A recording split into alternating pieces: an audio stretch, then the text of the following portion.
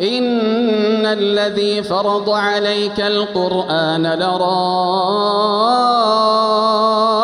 إلى معاد قل ربي أعلم من جاء بالهدى ومن هو في ضلال مبين وما كنت ترجو أن يلقى إليك الكتاب إلا رحمة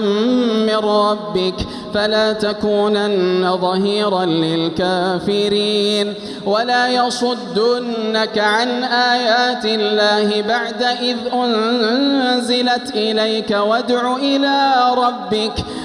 إلى ربك ولا تكونن من المشركين.